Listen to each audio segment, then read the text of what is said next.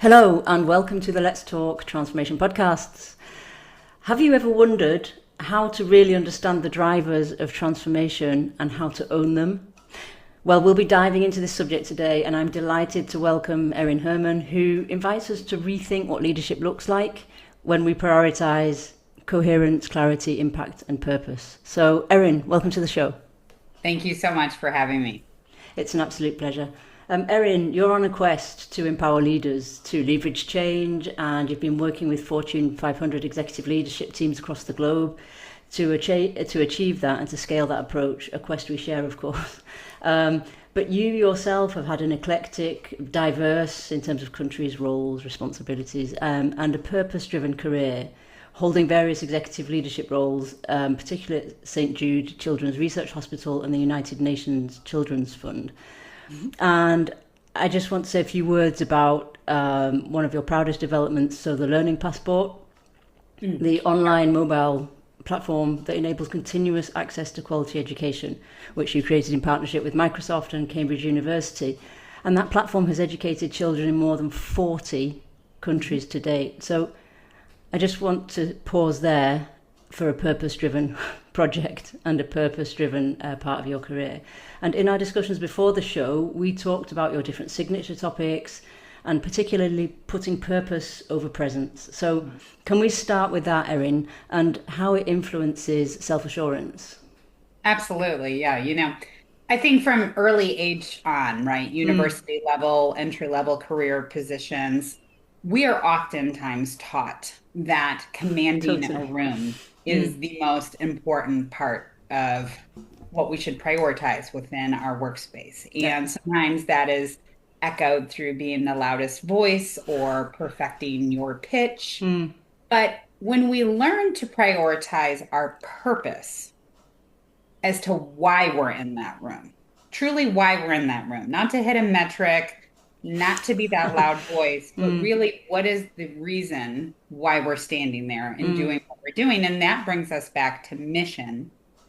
Then our presence becomes effortless and we can shelve how we look, how we sound, the topics we're talking about. And once we find the core reason as to why we identify with being in that room, i.e., our purpose, again, presence becomes seamless. And in all the work you do with all the different types of leaders globally, what percentage of leaders that you encounter for the first time are really sure of their why, of their purpose in that room or in general? Yeah, I actually did some statistical analysis on that. And approximately between 14 and 16% Wow. really know their why as to why they are in that room. And they're able to articulate that to their teams. Oftentimes, one of the problems I hear when I do these co-creation and iterative workshop facilitation sessions with larger teams is, gosh, the team is demotivated or disengaged, and I don't know how to bring them back to home base. And I start with the pretense of, have you explained, leader of the room or CEO or C-suite executive, why you're here? And it's not because of the paycheck, it's not because you were promoted into this role, but why you're actually here. Because when they hear an autonomous element coming from leadership, Yeah. people are more able to identify with that. And they're able to build trust. They're able to build the vulnerability. They're able to build the credibility Yeah. that they need to actually engage their employees to all row in the same direction. Yeah. It sounds so simple and it makes sense. Were you surprised, Erin, by those stats, or did you I sort of was. expect it? No, I was because I'll say two parts. When I started out in leadership, particularly when I worked at the UN, Yeah. I thought I was great at explaining my why. I thought I just, really let that message shine bright across my team. But I'm pretty sure I would have asked the 30 plus people on my team, hey, has Erin really shared her why in being here? I think every single one of them would have said no. Or they would have given an answer that inadvertently was not my why. And Interesting. so, that presence over purpose also aligns with self-awareness. And the way in which we show up for our teams, the things in which we say, we have to be aware as to how those impact others. And if we lack the self-awareness piece, we're really not able to articulate our message. I mean, sometimes people say, Erin, do you get nervous when you go up on stage, or do you get nervous when you walk into, a room with Fortune 500 executives? And the answer is yes, Of I do. course. Yeah. And people say, well, what do you do to calm your nerves? Or I'll have people, giving a big, my sister-in-law works for Workday and she's got a big presentation out in Las Vegas this week. Okay. And she said, Erin, what are some pro tips to get on the stage? Yeah. And I said, recognize that your mission and your message is more important than the moment. And tell yourself that.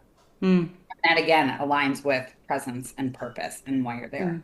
So, Totally, yeah. And I think for me being nervous, I think everybody is nervous to an extent. And nerves sure. for me just means that you care. Yeah, absolutely. You care about the message you're giving, you care about the impact you want to have on your audience. But of course our little voices take over quite often, don't they? What if you think it's silly? And that can distract you from your purpose and from the presence, can't it?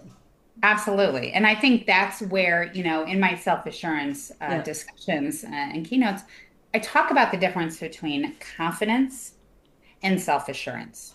Because oftentimes people bridge those two together and they lump them into the same family and they say, oh, well, I'm confident, so I'm clearly self-assured, or I'm self-assured, so clearly I'm confident.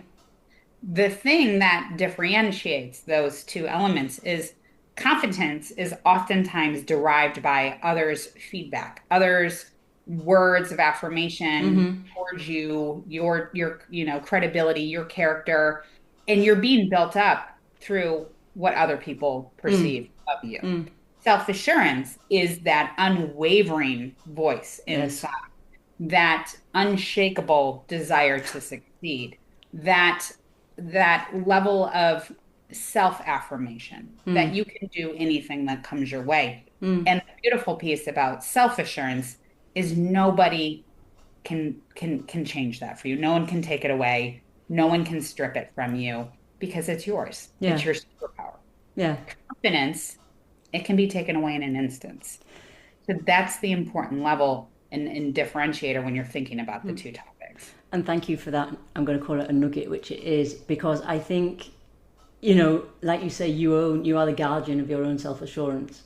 So nobody can take that away from you. But I think Right. particularly as women leaders, what often happens in organizational culture is they lose confidence because confidence is less present, should I say, for women, because the system is playing back Okay. a different type of perception, and that's coming and making them feel either not as competent, ill at ease, or anything. But I love the fact that self-assurance, therefore, if you ground yourself in self-assurance, it doesn't matter, in inverted commas, if you have a lot of confidence or not. Is that fair to say? Yeah, and I oftentimes tell women leaders, when you have self-assurance, you're able to navigate uncertainty. You're able to advocate for equity, Yes. right? Oftentimes we talk about systems that women work in particular, and I say those systems weren't designed for women in Totally my not. Yeah. and and so that's why that self-assurance element is so important for women because in tandem, women are no longer asking for permission in the workspace. They're coming in and also I will say, I think it's important to notate that I think the workplace in general is changing Yes, it's because shifting. it is becoming less performance based and it is looking more at these elements of leadership from an equity lens and Yes. making sure that there's all different seats at the table and all different voices being heard. But in doing so, we have got to, as women in particular, continue to stop asking for permission and show up with authority. And we can do that through our level of self-assurance because at the end of the day, we may be that inner voice or that inner presence that is the only one placing us at that table, but it's necessary for us to be there because our voices need to be heard. We bring a different element than so many other leaders that we presently see, leading these Fortune 500 companies. And I think it's really interesting because the whole discussion around imposter syndrome, Erin. And I was recently working with a large group of women, and the session was on pitching yourself. So pitching, but also yourself. And the word imposter syndrome came up quite a lot. We discussed confidence. We discussed grounding yourself in who you are.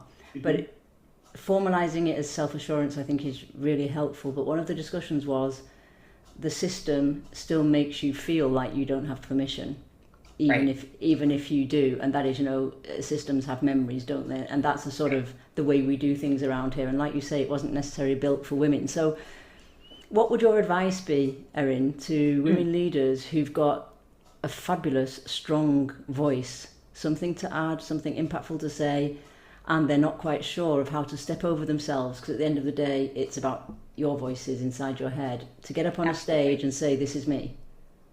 Yeah, I think I talk about coherent alignment.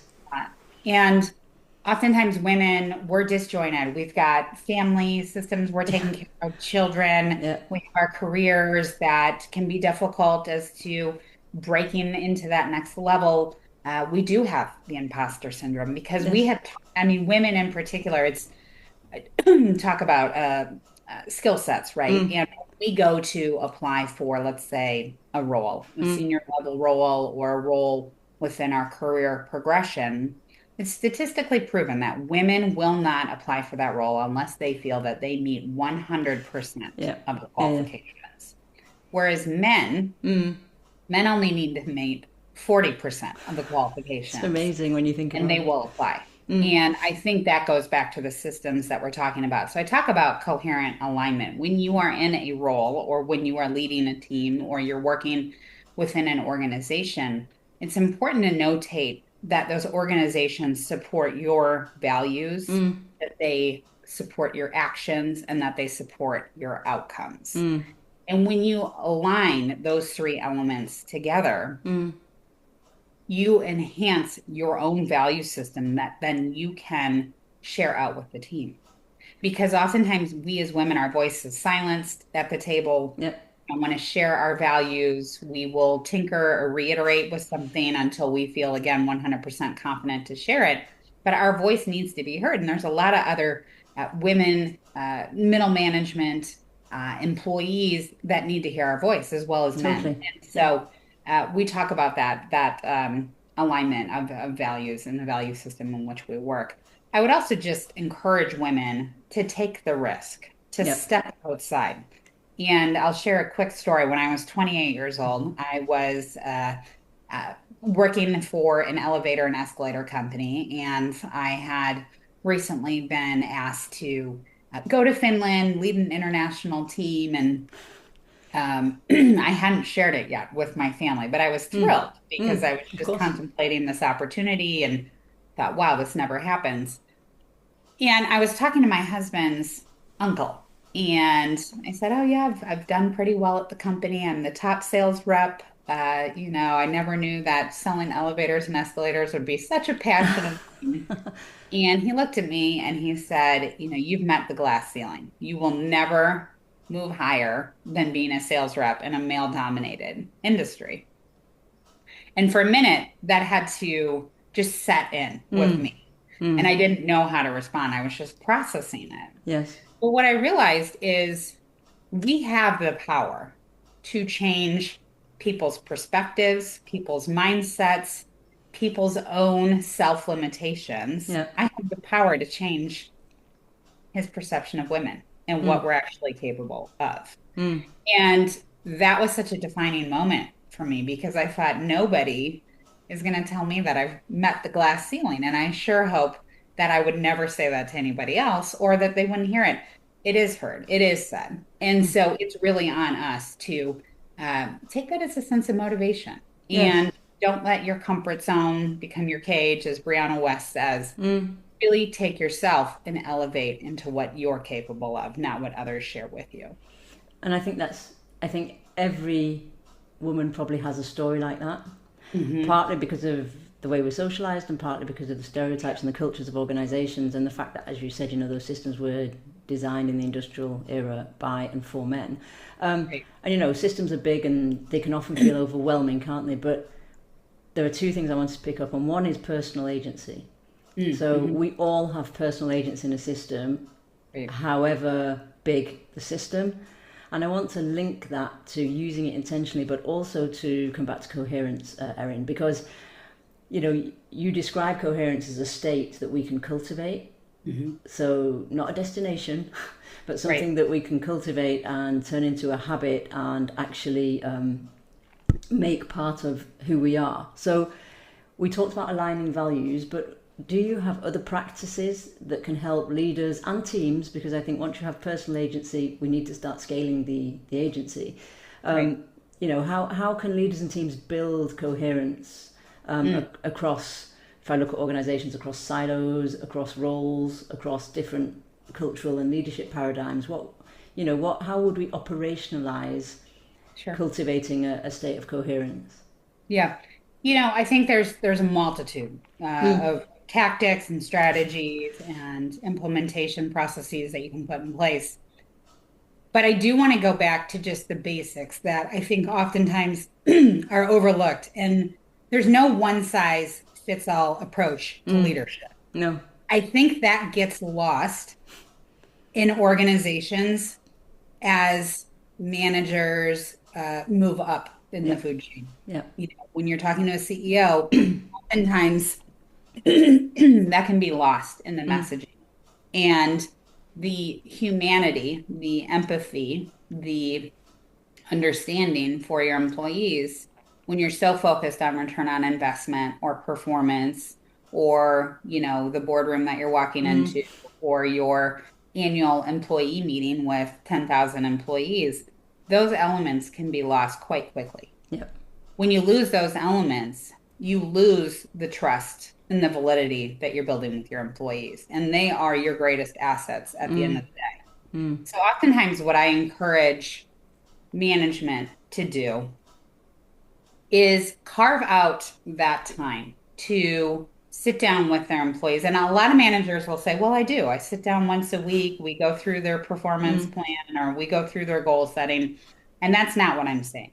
Yeah. I'm saying take the employee out for coffee or sit down with the employee on Monday morning and ask about their weekend, ask about their family, build those personal connections. Because at the end of the day, leadership is not about the numbers that you punch on the clock. Leadership is truly about the relationships that you build with your employees and within the organization.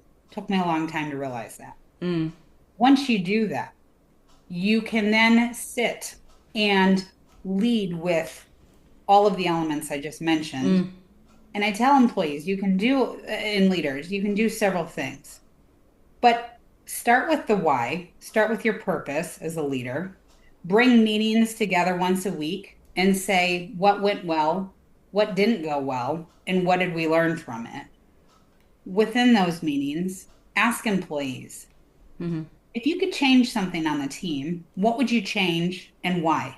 Killer question. We don't ask enough questions as leaders. No. In fact, we almost have this visceral response to when people share less than desirable information. But when we change our mindset on the information shared as to what can I garnish from this, whether it's insights, attitude, understanding, clarity, versus, oh gosh, this is just something negative and I don't want to hear it and I don't have the time for it. Well, what team's going to perform better? What leader is going to perform better? And so it's listening, it's asking the questions, it's acting with empathy, and it's being intentional about the relationships that you build within the organization. And then from there, there's several different tactics that you can enhance and impose across teams to really elevate the team's performance.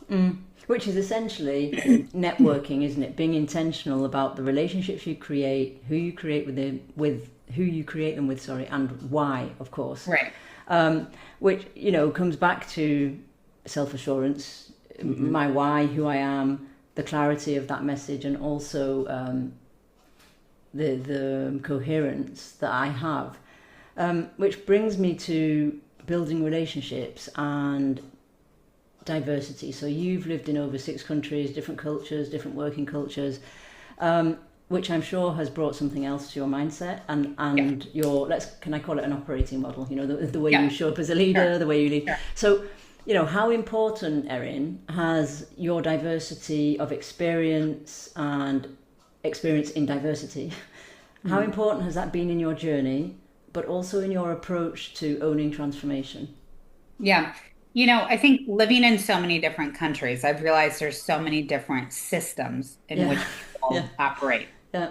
And with that means every decision, every meeting, every conversation that you have, it shows me you have influence, but you have influence in different ways because you Nice. have to know how to navigate those systems, those cultures, those discussions, what's respectful, what's not respectful, what's prioritized, what's not prioritized, what's going to help get the job done, what's not. And so by having that level of cultural diversity, it has really authentically helped me to use my voice and use my role and my platform, however small or however big it may be, to share my story and to be able to connect with different cultures and different societies to bring an enhanced perspective, especially as I've gone on in my career, when I walk into rooms, when I walk into boardrooms, when you have that level of understanding that, in my case, it's not just Americans that I'm working with. Yes. It's not just us being the decision makers.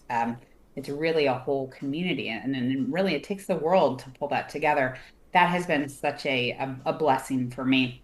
And I'll just share a quick story. When I worked for this Finnish company and we were over in China, I remember, going over there and not doing my research at Yeah. first, and which was obviously a misstep in my career.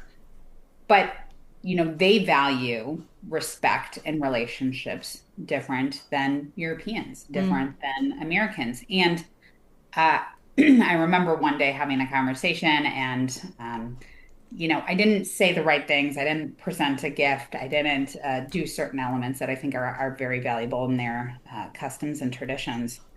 But I didn't take it as a failure that I had a tough conversation and that I had to work extra hard to build that relationship back.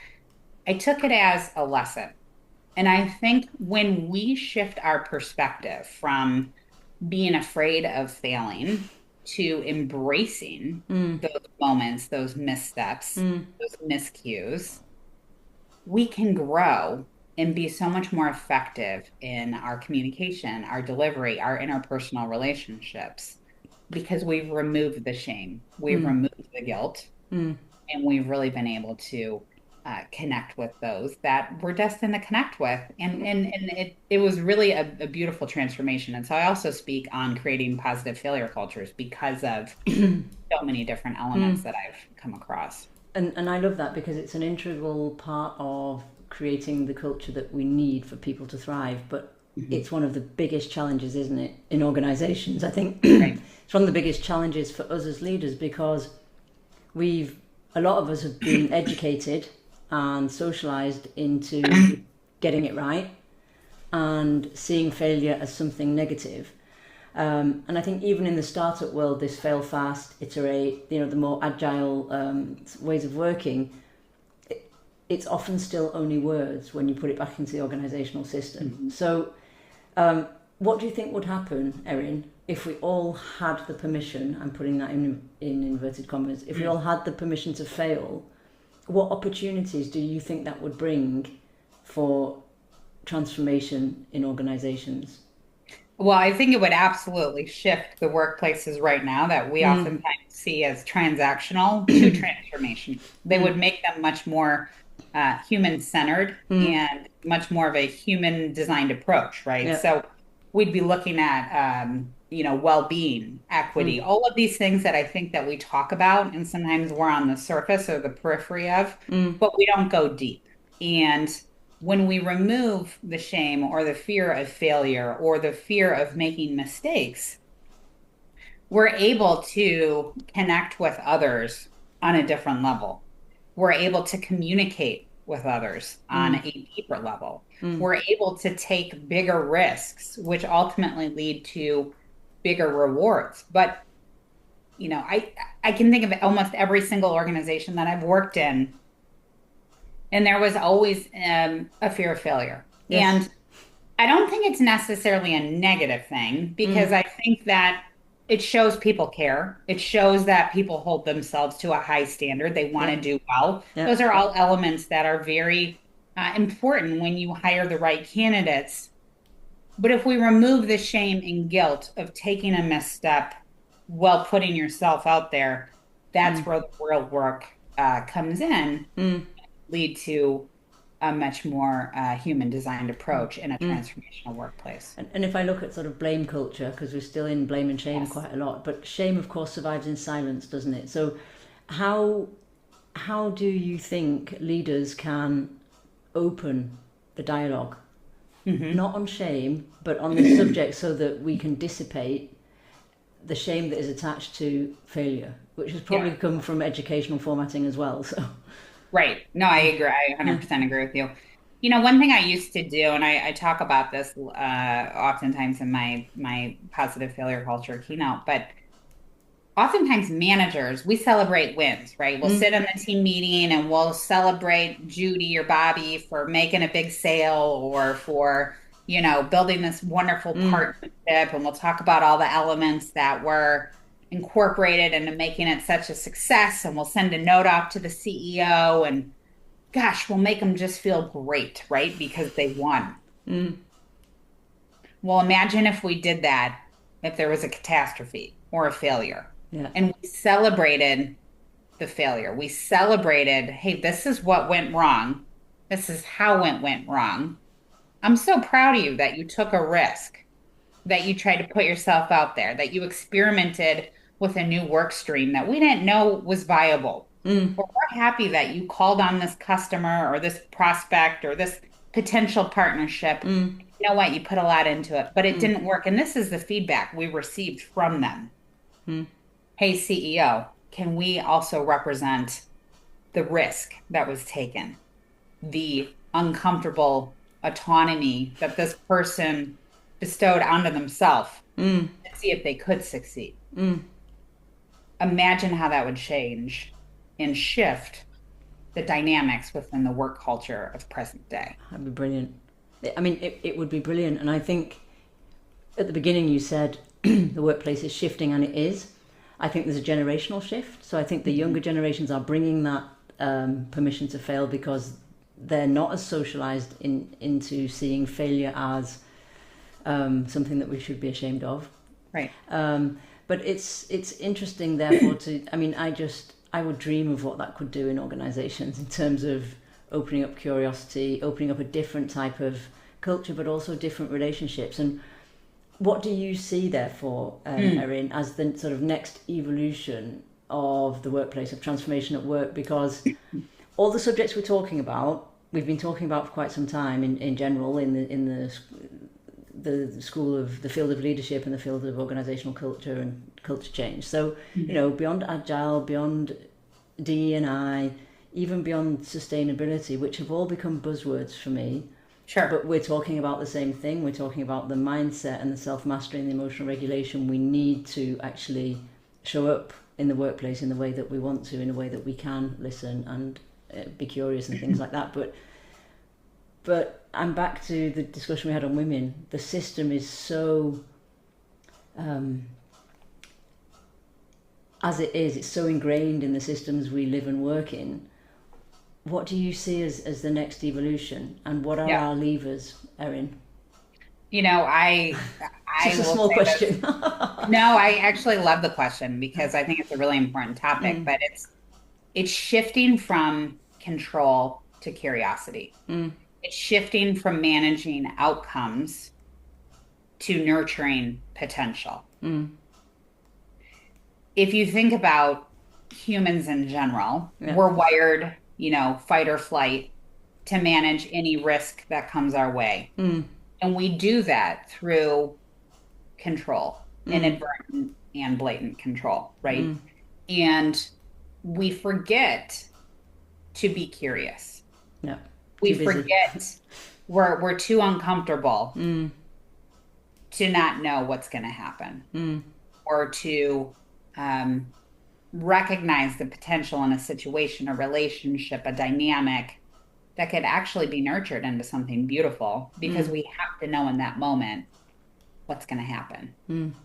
And when we learn to be curious more often than controlling, we build the trust, the collaboration, the innovation necessary to create new work systems in which we work, to create and design new systems for women, for DE&I, for different races and cultures to have an opportunity to sit at the table because we no longer need to control the environments, the pre-designed work streams and systems that we've been accustomed to for years, but really are probably not very effective at bringing the best results. And that's, I think, something we can all align on as leaders is we all want to bring the best results. Well, we have to bring the right minds, the right people to that table. And we learn to be curious instead of controlling. We can help create those environments.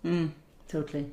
And, so if every leader listening to this episode could shift one relational pattern in their system, just one, and it doesn't, that can make a big impact, I think. What would you invite them to pay attention to create that type of environment, Erin? I think perfectionism kills momentum. Yeah. And when I think about being curious, when I think about taking risks, when I think about self-assurance, I think we all strive to be perfect in some form or fashion. We strive not to make mistakes. And we all want to be better versions of ourselves. We all want to be better leaders. We want our teams to perform better. We want our organizations to be at optimal performance, right? So this level of perfectionism is always in the background. And it stunts the momentum of what we can achieve. And so I would tell leaders, embrace the mistakes, celebrate the failures, recognize that perfectionism is only going to slow you down. Control is only going to slow you down. Control is going to, prevent you from having those crucial conversations, the feedback, the dialogue, listening, all those elements we talked about. But I think all of them ladder up into perfectionism and realizing there's no such thing. And if you want to have momentum and move forward, we have to remove that. Okay, so stop trying to be perfect. I'm going to leave our listeners Exactly. with that idea. Erin, thank you for this conversation and your work, which for me reminds us that transformation isn't a linear journey. It's living, it's relational, and often very messy process that starts with how we see the world and how we ground ourselves in why we're here, either in the room or in the workplace or in general. Where can people find out more about you, what you do, and your signature topics? Sure, absolutely. I'd love for everyone to join me on my website, www.theerinherman.com. It has all of the topics that I speak on. I do workshop facilitation, CSR consulting, and then obviously my primary workflow of keynote speaking. And as Susie's mentioned, I work with Fortune 500, higher ed, NGOs, you name it. I've probably collaborated in some form or fashion. But on my website's got my travel dates, details, events I'm hosting. Also would love to connect on social. So I'm on LinkedIn, TikTok, Meta, Instagram. I love to hear what my audiences are up to, topics that they face, challenges, and also inspirational stories. So please reach out, please share. I'd love to connect. I will respond to every message I always get. And thank you so much for joining me today in the conversation and letting me be a part of your podcast. It's been an absolute pleasure, and I will put all those links in the show notes. And for those who are listening, if today's episode has sparked something in you, as Erin said, an idea, a question, a new possibility, share it. We can build on it, and you can let it shape your leadership practice, because what I'm taking away from this conversation, Erin, is how we design ourselves today is going to determine the future of Mm. where we work and how we work tomorrow. So thank you very much. Great Thank conversation. you. Thanks. Thank you.